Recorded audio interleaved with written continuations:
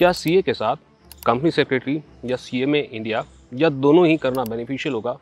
क्या इन कोर्सेज़ को साथ में करने से हमारी सैलरी के अंदर इंक्रीज़ आता है? ऐसे कई सारे सवालों के जवाब हम इस वीडियो के अंदर ढूंढेंगे। हाय, मैं हूँ CA Gaurav Sabharwal, A team commerce academy Indore से। आइए बात करते हैं। Welcome to career Tuesdays on the move. यहाँ पर हम करियर और मोटिवेशन से रिलेटेड अनबायस्ड वीडियोस बनाते हैं।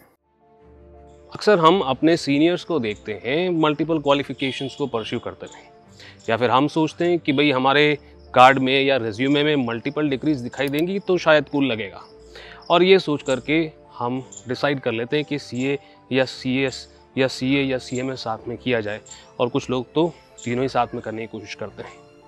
तो आइए देखते हैं कि इसके बेनिफिट्स क्या हैं। बेनिफिट्स के बाद हम देखेंगे कि ऐसा करने का नुकसान क्या है, और फिर देखेंगे क्या बेनिफिट्स ज़्यादा हैं या नुकसान ज़्यादा है, और फिर डिसाइड करेंगे कि असल में इन सब कोर्सेज़ को साथ में करने का कोई फ़ायदा है या नहीं। तो अब हमारे चैनल पे हम इंटरनेशनल के साथ साथ इंडियन कोर्सेज़ के बारे में भी वीडियो बनाया करेंगे, और अगर आप चाहते हैं ऐसी इंसाइटफुल वीडियोस लगातार आप देखते रहें और आपके करियर डिसीजन के अंदर आपको मदद मिले, तो इस चैनल को सब्सक्राइब कर लें, वीडियो को लाइक करना मत भूलिएगा। बढ़ते हैं अपने डिस्कशन के साथ। आइए देखते हैं इन कोर्सेज़ को करने के बेनिफिट्स क्या होंगे। देखिए जी, बेनिफिट नंबर 1 तो ये है कि अगर आप सीए और सीएस साथ में करते हैं तो दूसरा कोर्स जो है आपका एक बैकअप की तरह हो जाता है। भाई जैसे आपका गोल है सीए करने का, तो सीएस बैकअप की तरह हो जाता है कि कहीं हम सीए नहीं क्लियर कर पाए तो सीएस तो हो ही जाए। So this could be one of the possible benefits. Benefit number 2 है कि हमें एक्स्ट्रा नॉलेज मिल सकती है कि जैसे सीए के अंदर जो पढ़ रहे हैं, अब ज़्यादातर चीज़ें आपको सीएस और सीएमए इंडिया के अंदर भी मिल जाएंगी, मगर कुछ चीज़ें हैं जैसे कि लॉ का इंटरप्रिटेशन सीएस के अंदर ज़्यादा है, या कॉस्ट ऑडिट के बारे में इंफॉर्मेशन सीएमए इंडिया के अंदर ज़्यादा है, और वो नॉलेज आपके पास एक्स्ट्रा हो जाएगी। बेनिफिट नंबर 3, सब्जेक्ट्स को साथ में अलाइन किया जा सकता है। भाई जैसे आप सीए इंटरमीडिएट दे रहे हैं, उसके इमीडिएटली बाद सीएमए इंटरमीडिएट का एग्ज़ाम आता है, तो आप ऑलमोस्ट रेडी होते हैं और थोड़ी सी रिवीजन के साथ आप सीएमए इंटरमीडिएट का एग्ज़ाम भी दे सकते हैं। बहुत ज़्यादा एफर्ट नहीं लगता है, और इसलिए सब्जेक्ट्स अलाइन होने की वजह से ये कोर्सेज साथ में किए जा सकते हैं। अब पढ़ाई के साथ साथ कमाई में भी आपको मदद मिल सकती है। अगर आप आगे जा कर के टीचर बनना चाहते हैं, पढ़ाना चाहते हैं, तो सीए, सीएस और सीएमए इन कोर्सेज़ को अगर आप किसी भी कॉम्बिनेशन में साथ में करते हैं या तीनों को ही कर लेते हैं, तो फिर एक प्रूव करने के लिए आपके पास अपॉर्चुनिटी हो जाती है कि आप मल्टीपल क्वालिफिकेशंस होल्ड करते हैं, एंड देयरफॉर आपको इन क्वालिफिकेशंस की नॉलेज है। एंड फाइनली बेनिफिट नंबर 5, जब आप सीए बनते हैं तो सीए के कैंपस इंटरव्यू में जा सकते हैं, सीएस बनते हैं तो सीएस के कैंपस इंटरव्यू में पार्टिसिपेट कर सकते हैं, और सीएमए इंडिया करते हैं तो वहाँ के कैंपस इंटरव्यू में भी पार्टिसिपेट कर सकते हैं। अगर आप तीनों ही करते हैं तो दैट्स राइट, आप तीनों के ही कैंपस इंटरव्यू में जा सकते हैं, अलग अलग तरह की प्रोफाइल्स के लिए इंटरव्यू दे सकते हैं, अलग अलग तरह की कंपनीज़ और पैकेजेस के लिए आप टारगेट कर सकते हैं। And that is benefit number 5, अगर आप इन तीनों कोर्सेज़ को करते हैं या फिर कोई 2 का कॉम्बिनेशन करते हैं। चलिए जी, तो अब कुछ डीमेरिट्स की बात भी कर लेते हैं।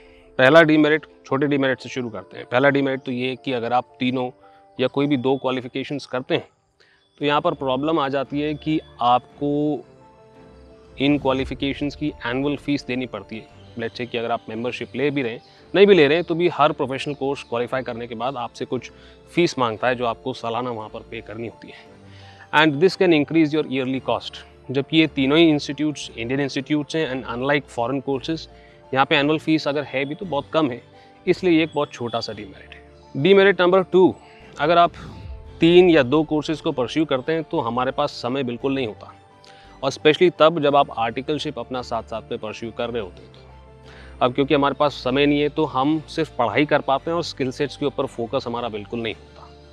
अब एक बड़े डिसएडवांटेज की तरफ आते हैं, विच इज़ पॉइंट नंबर 3। वो ये है कि हम एक्सपेक्ट करते हैं कि हम ऐसी मल्टीपल क्वालिफिकेशंस करेंगे तो हमें शायद सैलरी भी ज़्यादा मिलेगी, जबकि ऐसा नहीं है। अगर आप ऐसी मल्टीपल क्वालिफिकेशंस करते हैं तो आपको सैलरी उतनी ही मिलेगी, क्योंकि जब आप जॉब के लिए जाएंगे तो कोई भी ऐसी इंडस्ट्री में प्रोफाइल एग्जिस्ट नहीं करती है जो तीनों क्वालिफिकेशंस एक साथ डिमांड करती है। एंड देयरफॉर आपको जॉब तो मिलेगा, आपके पास अप्लाई करने वाली कंपनियां जो हैं वो भी शायद बढ़ सकती हैं, मगर जो आपकी सैलरी है उसके अंदर बिल्कुल इंक्रीज नहीं आएगा। Which brings me to my point number 4, which is the return on investment. यहाँ पे रिटर्न ऑन इन्वेस्टमेंट जो है वो आपकी थोड़ी सी गिर जाती है। वो इसलिए क्योंकि 3 कोर्स करते हैं तो तीनों कोर्स का हमें खर्चा बियर करना पड़ता है, और क्योंकि सैलरी के अंदर यहाँ पर इंक्रीज़ नहीं है तो रिटर्न ऑन इन्वेस्टमेंट थोड़ी बहुत गिर सकती है यहाँ पर। हमारा अगला डिसएडवांटेज ये है कि जब हम जॉब के लिए जाते हैं तो वहाँ पर हम किसी ना किसी चीज़ में स्पेशलाइज़ करते हैं और इस स्पेशलाइजेशन की वजह से लेट्स से कि आप अकाउंटिंग प्रोफाइल में जा रहे हैं तो आपने CS या CMA में जो भी सीखा है वो ऑलमोस्ट वेस्ट है, यानी कि वो डिग्री आपने बिना बात की करी है। अगर आप कॉस्ट ऑडिट की फील्ड में जा रहे हैं तो ऑब्वियस सी बात है कि काफ़ी कुछ आपकी जो बाकी क्वालिफिकेशन है, जैसे स्पेशली कंपनी सेक्रेटरी, इसे करने का कोई मतलब नहीं हुआ। कहने का बेसिक मतलब ये है कि इवेंचुअली हम ज़्यादा तब कमाते हैं जब हम किसी फील्ड के अंदर स्पेशलाइजेशन करते हैं, और यही हर कोई प्रोफेशनल कोशिश करता है। और अगर आपने 3 क्वालिफिकेशंस या 2 क्वालिफिकेशंस कर रखी हैं तो उसमें से किसी एक ही क्वालिफिकेशन की नॉलेज आप इस्तेमाल कर पाएंगे। बाकी डिग्रियाँ और उन्हें क्लियर करने के लिए आपका एफर्ट वो सब वेस्ट होगा। अब जो सबसे बड़ा डिसएडवांटेज होता है वो मैं आपके सामने रखने जा रहा हूँ, और वो है मेंटल स्ट्रेस एंड ट्रॉमा। देखिए ऐसा है कि स्ट्रेस तो हो गई अगर आप 3 क्वालिफिकेशन परस्यू कर रहे हैं या 2 भी कर रहे हैं।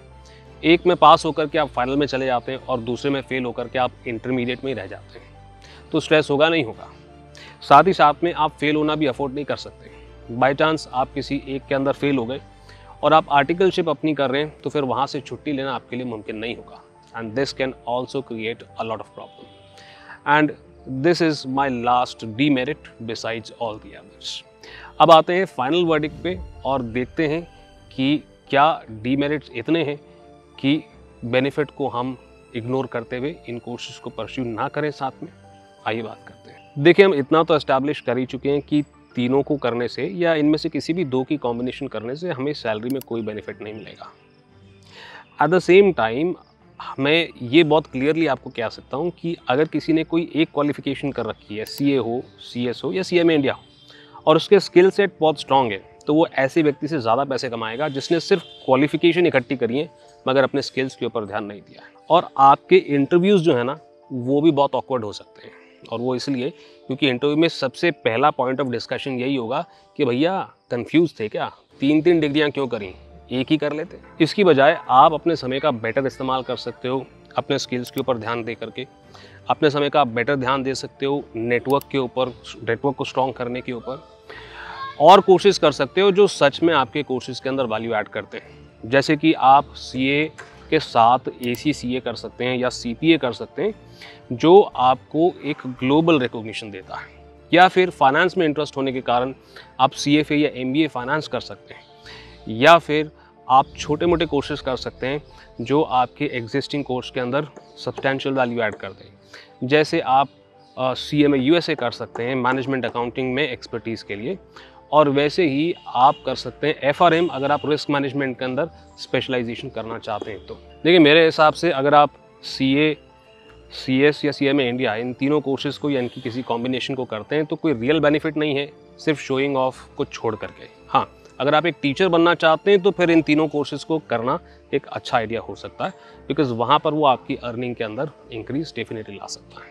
अगर आप मुझसे पूछेंगे तो मैं आपको बिल्कुल भी रेकमेंड नहीं करूँगा इन तीनों कोर्सेज़ को करने के लिए या इनका कोई 2 कॉम्बिनेशन करने के लिए। अगर आपको किसी कोचिंग के अंदर रेकमेंड किया जा रहा है कि आप जो हैं इन तीनों में से 3 कोर्स कर लें या 2 कोर्स कर लें, तो ये ज़रूर चेक कर लें कि क्या वो कोचिंग, वो 2 कोर्सेज़ जो वो आपको रेकमेंड कर रहे हैं, क्या वो दोनों ही पढ़ाते हैं।